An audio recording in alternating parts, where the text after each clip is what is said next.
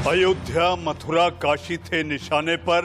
देश प्रदेश की कायदा और व्यवस्था को बिगाड़ने के मकसद पर अल-कायदा के कथित आतंकी काम पर जिसको लेकर मचा बवाल, तो मैं लेकर आया देश का सवाल। नमस्कार, मैं हूं मनीष अवस्थी, हाजिर हूं आपका अपना पसंदीदा डिबेट शो देश का सवाल लेकर। लखनऊ में एटीएस की गिरफ्त में आने के बाद आतंकी मिन्हाज अहमद और मसीरुद्दीन कई नए खुलासे कर रहे हैं। इन दोनों की निशानदेही पर अब यूपी एटीएस टेरर नेटवर्क के तार खंगाल रही है। एटीएस ने अब तक 11 से ज्यादा लोगों को हिरासत में भी लिया है। जांच में एटीएस को इन दोनों के पास से यूपी के धार्मिक स्थलों के नक्शे भी मिले हैं। इन नक्शों में अयोध्या की भगवान राम जन्मभूमि, श्री कृष्ण जन्मभूमि और काशी विश्वनाथ के आसपास के इलाकों के नक्शे भी हैं, जिससे कयास लगाए जा रहे हैं कि इन आतंकियों के निशाने पर नेताओं के अलावा धार्मिक स्थल भी थे। फिलहाल दोनों आतंकियों को एटीएस की 14 दिनों की रिमांड में भेज दिया गया है। यूपी के कई जिलों में पुलिस और एटीएस की छापेमारी भी जारी है। कई बड़े राज खुल सकते हैं। व्यक्तियों को, जिनका नाम क्रमशः मिनाज और मसीरुद्दीन है, उनको आज सक्षम न्यायालय, जो कि एनआईए और एटीएस की स्पेशल कोर्ट है, वहाँ प्रस्तुत किया गया तथा इन दोनों व्यक्तियों की 14 दिन की रिमांड पुलिस ने सीख की थी, जिसको माननीय न्यायालय ने स्वीकृत कर दिया है। तो अब वो 14 दिन की पुलिस कस्टडी रिमांड पे लिए जाएंगे और उनसे आगे की गहन पूछताछ की जाएगी और जो भी सूचनाएं मिलेंगी उसको हम उसमें से जो भी चीज़ें बताने लायक होंगी, मीडिया से शेयर करने लायक होंगी, हम सबके साथ शेयर करेंगे। एडीजी प्रशांत कुमार जो बता रहे थे कि आखिर इस नेटवर्क में क्या क्या हो रहा है और रिमांड मिली। आतंकियों की गिरफ्तारी पर अब सियासत भी शुरू हो गई है। बीएसपी सुप्रीमो मायावती ने इस पर ट्वीट कर लिखा है कि यूपी विधानसभा चुनाव के करीब आने पर ही इस प्रकार की कार्रवाई लोगों के मन में संदेह पैदा करती है। अगर इस कार्रवाई के पीछे सच्चाई है तो पुलिस इतने दिनों तक क्यों बेखबर रही? यही वह सवाल है जो लोग पूछ रहे हैं। अतः सरकार ऐसी कोई कार्रवाई न करे जिससे जनता में बेचैनी बढ़े।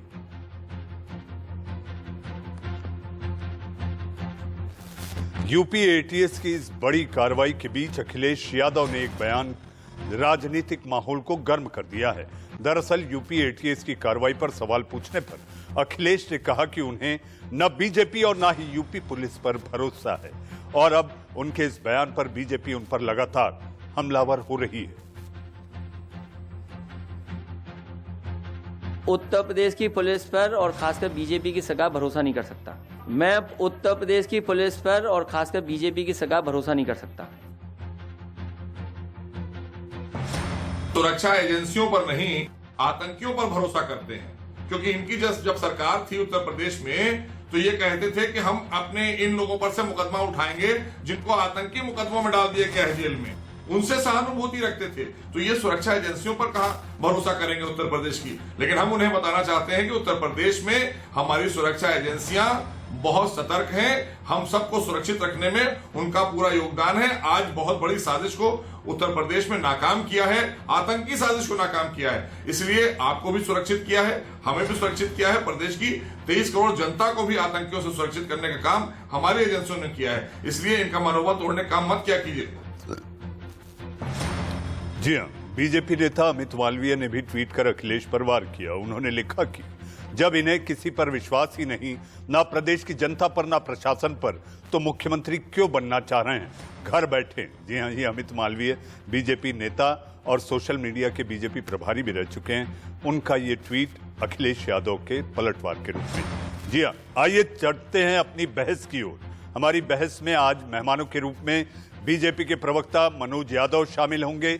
हमारे साथ राजनीतिक विश्लेषक के रूप में दीपक झा, जिनकी विचारधारा कांग्रेस की तरफ झुकी दिखाई देती है, सतीश प्रकाश, बीएसपी समर्थक हैं आप, नाहिद लारी खान, तेज तर्रार समाजवादी की नेता प्रवक्ता, major general retired GD Bakshi साहब रक्षा विशेषज्ञ हैं और बख्शी साहब से हम ये जानना चाहेंगे कि अल कायदा भारत में किस तरह पैर पसार चुका है, और लक्ष्मी नारायण साहब पूर्व डीआईजी यूपी पुलिस हमारे साथ होंगे।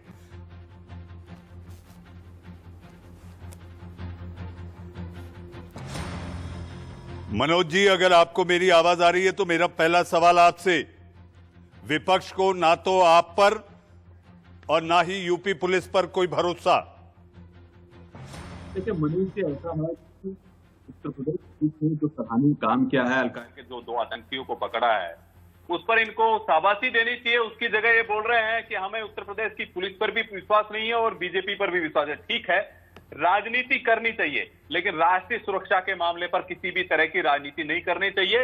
इस तरह के भाषणबाजी करके, इस तरह के बयान दे करके निश्चित रूप से जो हमारी सुरक्षा एजेंसियां है उनका मनोबल तोड़ने का काम कर रहे हैं। लेकिन इनका इतिहास पुराना है मनीष जी, आप देखिए कि इनका इतिहास कैसे पुराना है।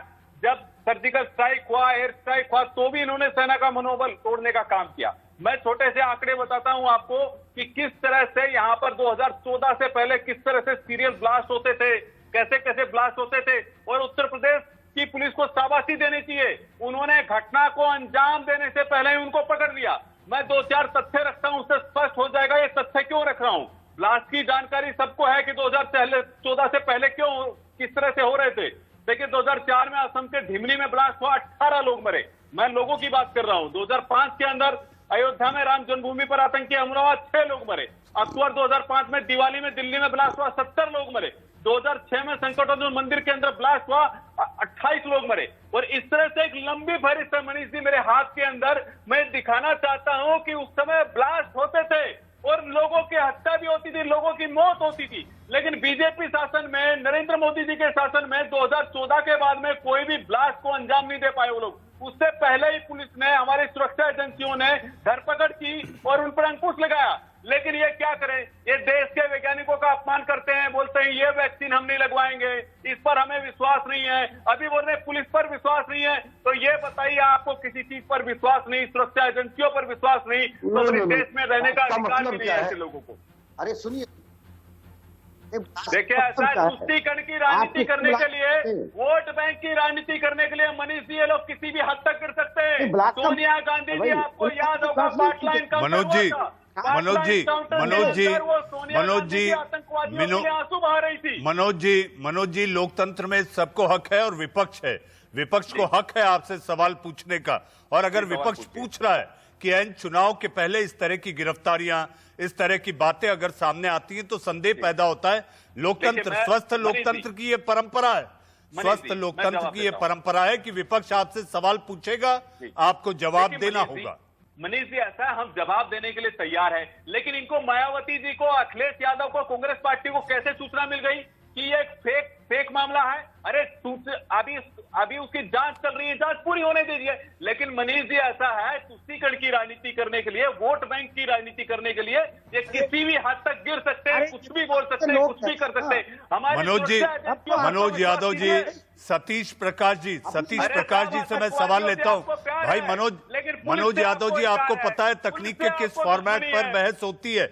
एक समय एक बोले तो ये बहस बेहतर तरीके से आगे बढ़ेगी। भाई मनोज यादव, मैंने आपको भरपूर समय दिया, ये शुरुआती दौर है और उसके साथ मैं बढ़ता हूं आगे सतीश प्रकाश जी की ओर। सतीश जी, आपकी नेत्री मायावती जी ने कहा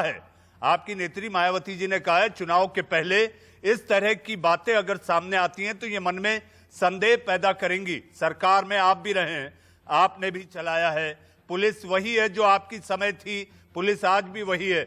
वर्दी को इस तरह से बीच में घसीटना, मुझे ऐसा लगता है पुलिस का मनोबल कमजोर कर सकता है। सतीश जी,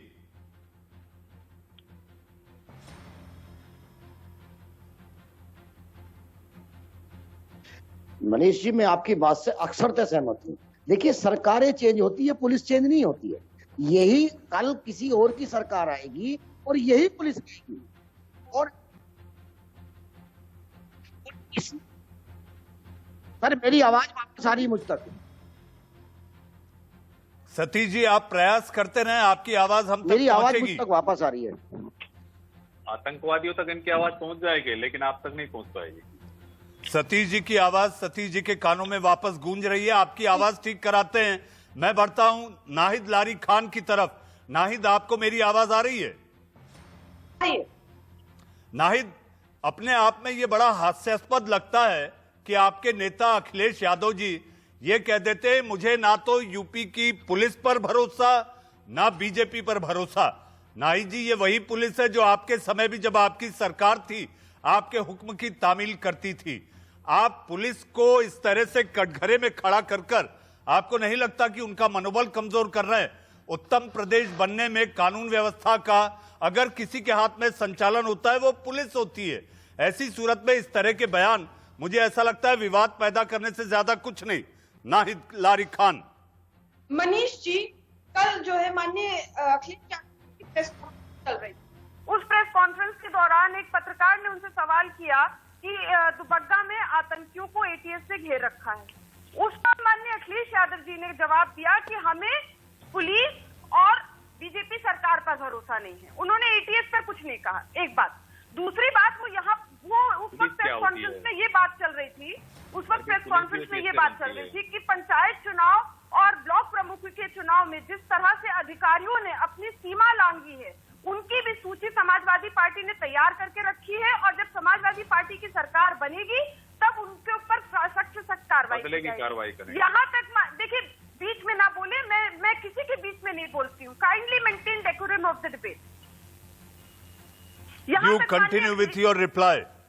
यस, यहाँ तक माननीय अखिलेश यादव जी ने कहा कि यह उत्तर प्रदेश की पुलिस ऐसी पुलिस है जो अपने ही पुलिस अधिकारियों का सम्मान नहीं कर सकती।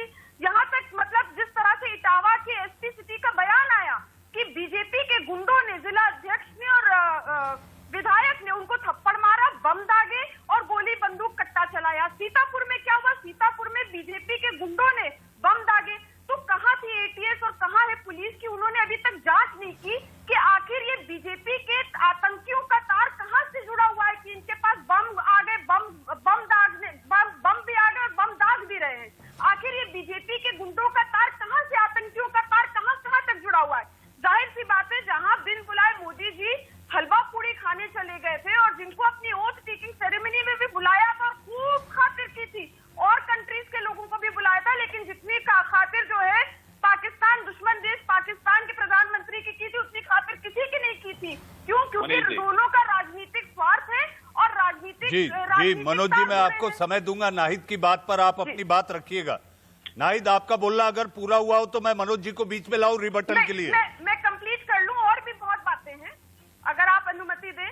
भाई आखिर मेरे पास और 3 मेहमान हैं जिनके पास मुझे जाना है। सतीश प्रकाश जी अभी बाकी है, लक्ष्मी नारायण जी हैं और दीपक झा हैं।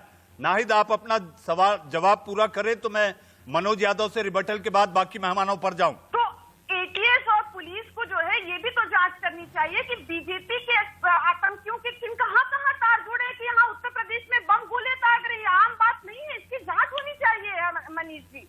और दूसरी बात, इसकी भी जांच होनी चाहिए है कि आखिर किसके तार जुड़े थे। आप ये समझे मनोज जी, जो खुद पिछड़े वर्ग के उत्तर प्रदेश में 60% आबादी है पिछड़ों की, आखिर उत्तर प्रदेश में पिछड़ों का कितना अपमान किया गया कि लखीमपुर खीरी में जो है पिछड़े वर्ग की महिला जी नाहिद आपसे मोहतरमा, आपसे कुछ और भी सवाल होंगे, आपसे कुछ और भी सवाल होंगे कि आपकी सरकार में आपने कैसे वो आरोपियों को रिहा किया था, इस पर भी बहस होगी। मैं आऊंगा आपके पास। मनोज यादव जी, नाहिद के सवालों पर आपका एक छोटा रिबटल, फिर मैं लक्ष्मी नारायण साहब की ओर आगे बढ़ूं। मनोज यादव जी, 1 सेकंड और दे दे मनीष जी, 1 सेकंड बस और। हाँ, अपनी बात पूरी कर लीजिए, आप बात पूरी करिए। भाई इसका भी होना चाहिए ना कि आखिर ये भाजपा के गुंडों के किससे तार जुड़े हुए हैं कि केंद्र में लखीमपुर से मंत्री बनते हैं और 15 घंटे के अंदर ही जो है पिछड़े वर्ग की महिलाओं का चीरहरण हो जाता है। तो इसकी भी तो जांच होनी चाहिए, कहां से तार जुड़े हुए भाजपा के गुंडों। नाहिद, मनोज यादव जी, छोटा सा रिबटल। मुझे लक्ष्मी नारायण साहब के पास जाना है कि आखिर देश और प्रदेश के कई शहरों को दहलाने का प्लान जो एटीएस कह रही है, आखिर इसमें कितनी सच्चाई और गहराई है? मनोज जी, अपनी बात पूरी करें आप। देखिए, ऐसा है मनीष जी, जिस तरह से ये क्षुद्र स्वार्थों की राजनीति कर रहे हैं और ये जातिवाद की राजनीति करने वाले बोल रहे हैं गुंडे। मैं कह रहा हूँ वहाँ के थाने इनके गुंडे चलाते थे, गुंडे आपके चलाते थे, थाने आपके सफाई गांव से चलते थे।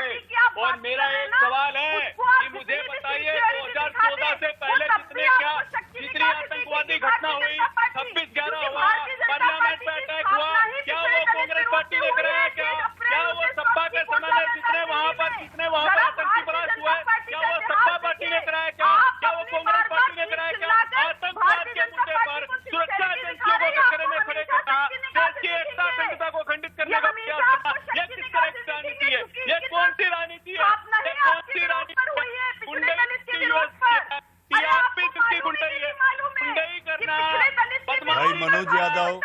भाई मनोज यादव, नाहिद लारी खान, भाई मनोज यादव, नाहिद लारी खान, मुझे ऐसा लगता है शब्दों की मर्यादा देश के सवाल की गरिमा के, देश के सवाल के इस मंच की गरिमा के लिए शब्दों की मर्यादा जरूरी है।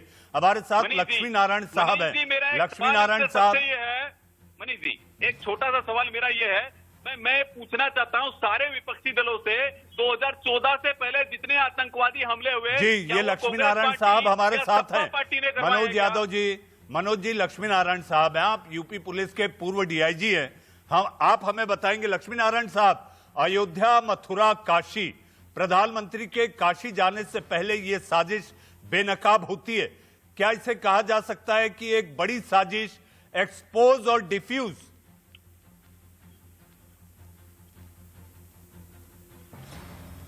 बिल्कुल ठीक है।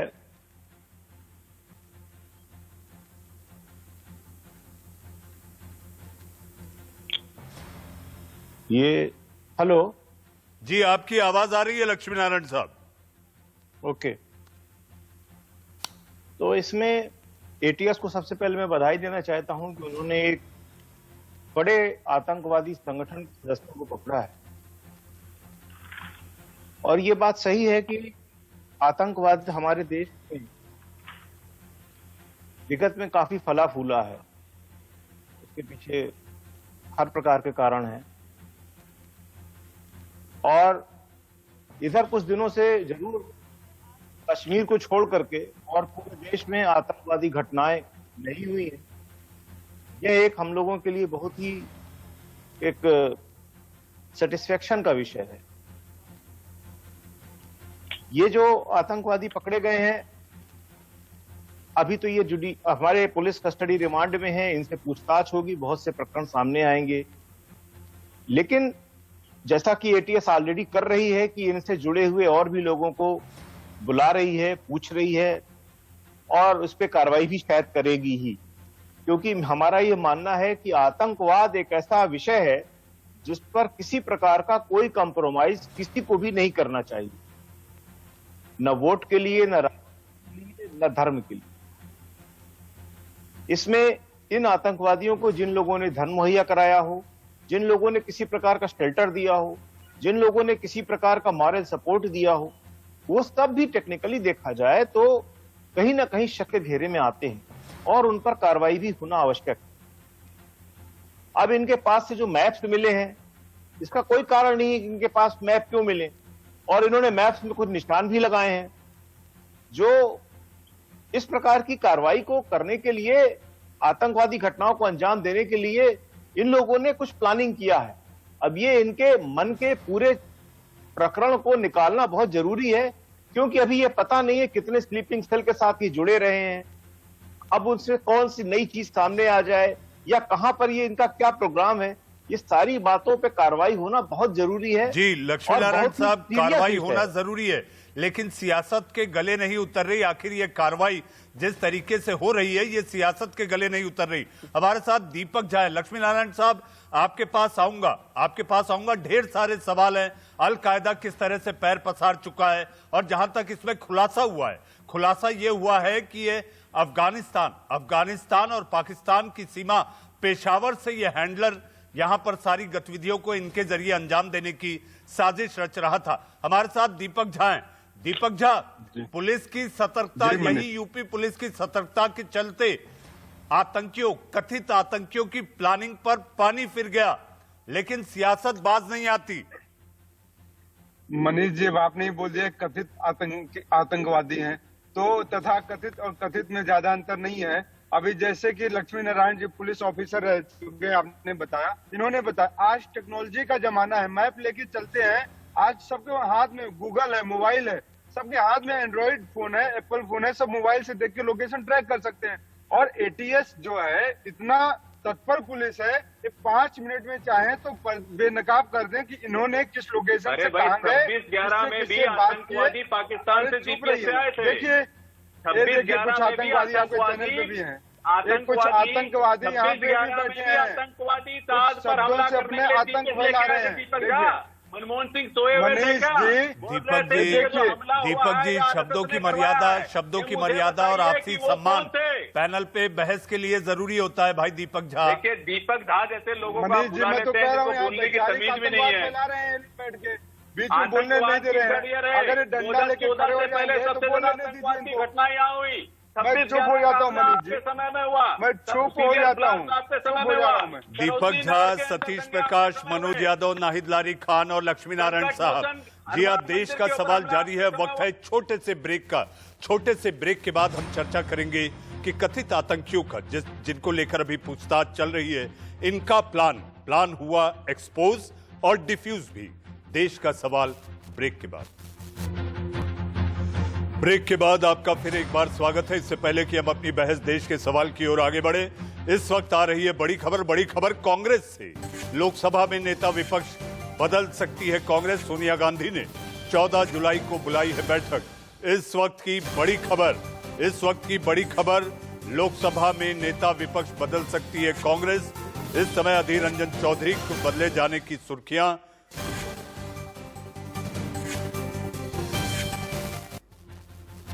आइए चलते हैं अपनी बहस की ओर। बहस में हमारे साथ मेहमानों के रूप में बीजेपी के प्रवक्ता मनोज यादव जी, हमारे साथ दीपक झा राजनीतिक विश्लेषक, हमारे साथ लक्ष्मी नारायण साहब पूर्व डीआईजी यूपी पुलिस, हमारे साथ नाहिद लारी खान समाजवादी की तेज तर्रार प्रवक्ता, हमारे साथ हैं सतीश प्रकाश जी, बीएसपी के आप समर्थक हैं। सतीश जी, बहस के पहले पड़ाव में आपकी आवाज नहीं आ पा रही थी, तो मैं ये चाहूंगा कि दूसरा पड़ाव मैं आप ही से शुरू करूं।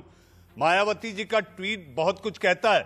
वो कहती है कि चुनाव के पहले इस तरह की बातें संदेह पैदा करती हैं। अगर पुलिस कोई काम कर रही है तो हर बात में सियासत करना, पुलिस का मनोबल कम करना नहीं होगा। ये नहीं, देखिए मनीष जी, ये कहीं ना कहीं पुलिस का मान सम्मान बचाने के लिए है।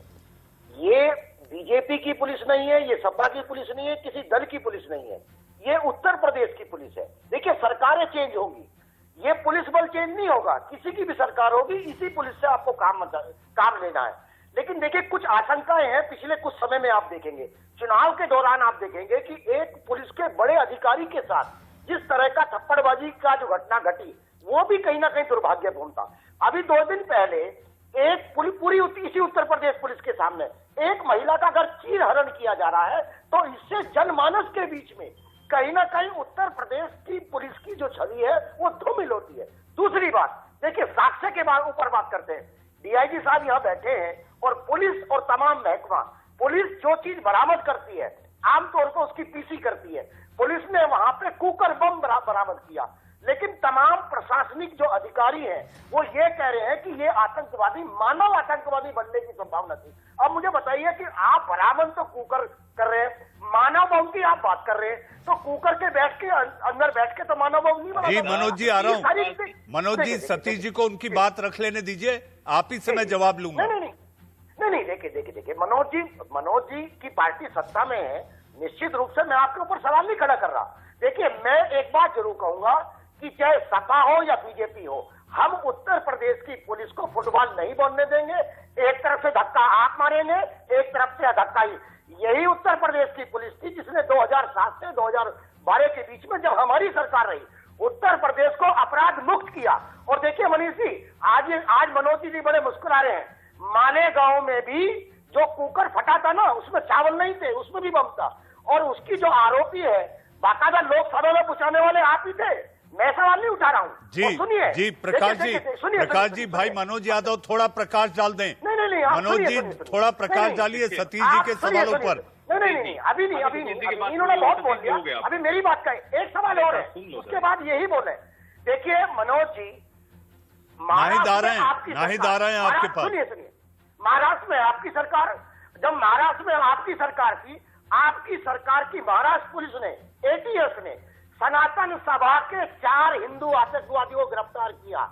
जब वो हिंदू आतंकवादी गिरफ्तार होते हैं, तमाम बीजेपी के अंदर बौखलाहट। उसके 2 दिन बाद आरएसएस प्रमुख मोहन भागवत जी का बयान आपको मालूम है कि जब उन्होंने कांग्रेस की तारीफ की थी। तो ये चीजें हैं, इनको ढुलमुल मत करो। देखिए सतीश जी जवाब ले लेते हैं। सतीश जी, मनोज जी आप अपना जवाब दें, क्योंकि मेरे पास दूसरे पड़ाव में वक्त कम होता है और सारे मेहमानों को मुझे वक्त देना है। मनोज जी आपका जवाब। देखिए ऐसा है कि मनीष जी, जिस तरह से आप देख रहे हैं कि जिस तरह से मतलब सुरक्षा के मामले पर राजनीति कर रहे हैं केवल वोट बैंक के लिए। मैं याद दिला दूं आपको कि 2014 से पहले मैं आपको सूची भी दे चुका हूं किस तरह से ब्लास्ट हुए और उनमें कितने लोग मारे गए। 2014 के बाद में कोई भी ब्लास्ट नहीं हुआ और कोई भी लोग मारे नहीं गए। पहले बात पुलवामा को ब्लास्ट नहीं मानते क्या? बताइए ना। नहीं आप बताइए ना, पुलवामा ब्लास्ट नहीं है क्या? पठानकोट ब्लास्ट नहीं है क्या? क्या बात कर रहे हैं? क्या तरीका है? आप सुनिए ना। अरे आप झूठ कैसे बोलोगे? अरे 40 मुझे बताइए, सैनिक बलों की जान चली जाती है ना, उसको आप ब्लास्ट नहीं मानते, पठानकोट को ब्लास्ट नहीं मानते। एक सुनिए, एक IPS अधिकारी जो आज भी गिरफ्त में था, आपकी जांच आगे बढ़ी। पठानकोट में एक व्यक्ति जो ड्रग्स का धंधा करता था, ठीक है ना, पंजाब पुलिस का बड़ा अधिकारी था, वो बाकायदा गया, आतंकवादी ने उसका अपहरण किया, वो व्यक्ति उसकी गाड़ी से आए, आपकी गिरफ्त में कहाँ जाए बताइए ना। सुनिए, पुलवामा की जांच का है, बताओ ना। सुनिए मनोज जी, सुनिए, आपके ADG लॉ एंड ऑर्डर ये कहते हैं कि 2019 से उनके पास इंफॉर्मेशन थी। अगर उत्तर प्रदेश पुलिस के पास 2019 से इंफॉर्मेशन थी तो आपने क्यों नहीं उठाया? अगर यही आतंकवादी, जिनको आप आतंकवादी बता रहे हैं, और ये आतंकी अगर 2019 से 2021 है, सतीश जी, मनोज जी, मैं आपसे एक ही दरख्वास्त करता हूं और ये कहना चाहता हूं, लाखों करोड़ों दर्शक जो ये कार्यक्रम देख रहे हैं वो भी ये जानते हैं कि आतंक का कोई मजहब नहीं होता, तो इसे मजहब में घेरने की कोशिश ना करें। भाई मनोज यादव, सतीश प्रकाश जी, हमारे साथ नाहिद लारी खान है। नाहिद, आतंक का कोई मजहब नहीं होता। अगर कोई लिप्त पाया जाएगा तो पुलिस अपना काम करेगी। इसमें ये ढूंढना कि ये एक अल्पसंख्यक है इसलिए पुलिस ऐसा कर रही है, ये महज सियासत से ज्यादा कुछ नहीं। नाहिद, जनता के बीच में जो सवाल है उनको राजनीति करने वाले है ना, पूरे उत्तर प्रदेश में पहले आपने चुनावी हिंसा फैलाई, आज आप ये आतंकवादी हिंसा के नाम पर अशांति फैला दी ना, ब्लास्ट हो जाएगा। नाहिद, आप अपना जवाब दें। देखिए मनीष जी, मैं ये कहना चाहती हूँ कि बीजेपी तो खुद आतंकियों को बना देती है। आप ये समझे कि विश्व के सबसे बड़े आतंकी शैतान शहीद को खिलाते पिलाते जो है संघार ले जाकर यही बीजेपी और आरएसएस सरकार ने पहुंचाया था। अधिकारी मना करते रहे, लेकिन फिर भी बीजेपी आरएसएस को छोड़ा। इसका नतीजा क्या हुआ? सबसे पहले उसने पार्लियामेंट का हमला किया। ये तो हमारे जवानों ने अपनी जान पर खेल कर पार्लियामेंट को बचाया। 2011 में जो मुंबई में हमला हुआ,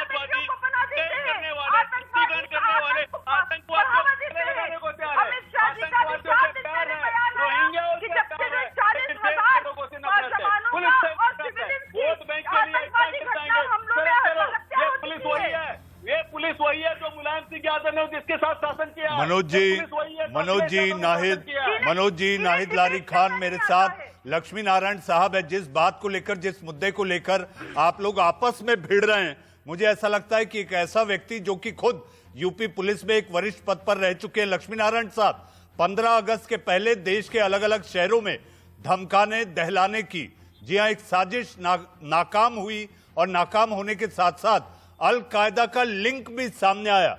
लक्ष्मी नारायण साहब, अल-कायदा का लिंक को लेकर सियासत को गले नहीं उतर रही बात, लेकिन सियासत जो कर रही है यूपी पुलिस के मनोबल को जरूर कम करेगी। लक्ष्मी नारायण साहब,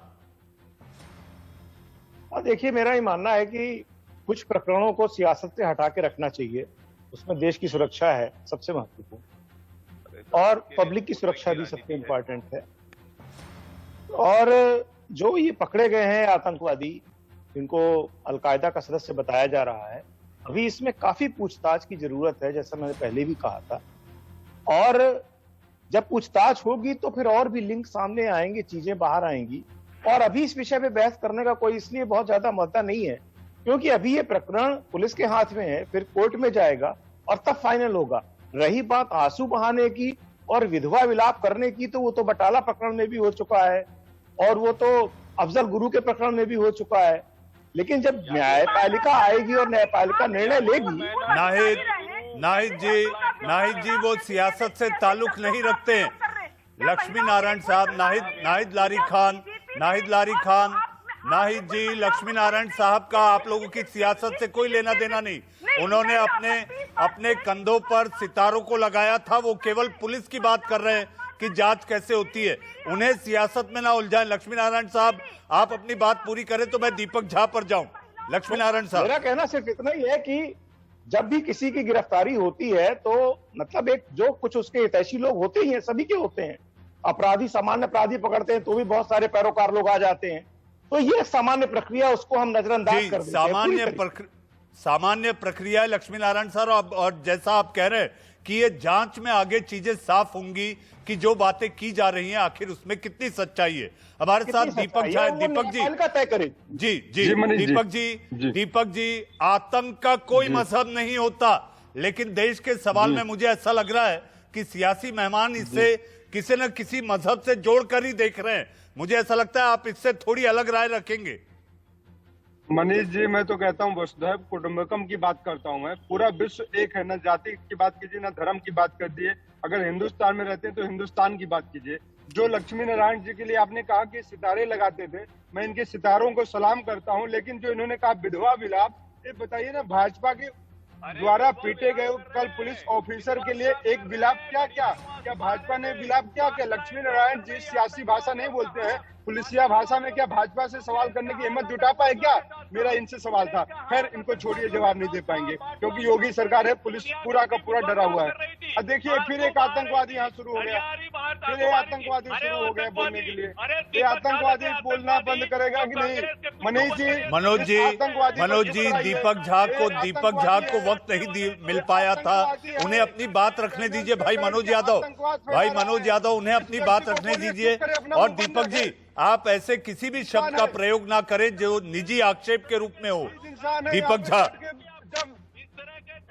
इंसान आतंकवादी भाजपा के सदस्य को बोलिए, जब मौका मिले तब बोले, अन्यथा अपना अनर्गल विधवा विलाप बंद करें। मनीष जी, यहाँ पे बोलने का मौका आपने दिया है। इनका चैनल नहीं है कि जब जिसके बीच में आगे बोलेंगे। मैं देख रहा हूँ शुरू से हर के बीच में कूद रहे हैं। नरेंद्र मोदी जी बहुत अच्छे प्रधानमंत्री हैं इस देश के, लेकिन नालायक मुख्यमंत्री चुन रखे हैं पूरे प्रदेशों में। दीपक जी, शब्दों के चयन को लेकर आपको ध्यान रखना होगा। दीपक जी, लोकतंत्र का मतलब ये नहीं कि जो मुंह में आए कह दिया जाए। दीपक झा, आप खुद एक डॉक्टर हैं, आप योगी हैं। एक योगी की जुबान से ऐसे शब्द शोभा नहीं देते। दीपक जी, मनीष जी, मैंने कहा नाकाबिल मुख्यमंत्री बना रखे। नरेंद्र मोदी जी बहुत काबिल हैं, लेकिन ऐसे नाकाबिल मुख्यमंत्रियों की फौज खड़ी कर लेते हैं जो हर 4 महीने में बदलने पड़ते हैं। तो वो क्या राज्य की सुरक्षा करेगा? और 10 सेकंड दीजिएगा, मैं दूध का दूध पानी का पानी करता हूँ। नरेंद्र मोदी जी कहते हैं महंगाई कम करेंगे, योगी जी ने कहा था महंगाई कम करेंगे, लेकिन महंगाई कम हुई क्या? किसी को दिखी क्या? नहीं दिखी। लेकिन अब इनसे सवाल करते हैं आतंकवादी पे, तो कहते हैं जांच चल रही है। जांच आम आदमी को नहीं दिखाई देती, जांच कोर्ट में चल रही है। जांच सियासी मुद्दा नहीं होगा, बोलेंगे वोट की राजनीति मत करिए, ये प्राइवेट काम है, सरकार कर रही है, सरकार के अंडर में है। तो इनका झूठ वही दूध का दूध पानी का पानी हो जाता है। दूध का दूध पानी का पानी। दीपक झा जी, लक्ष्मी नारायण साहब, मनोज यादव, नाहिद लारी खान, सतीश प्रकाश जी, आप लोग आज की इस देश के सवाल की बहस में आए, अपनी अपनी राय रखी। आप सबका बहुत बहुत धन्यवाद।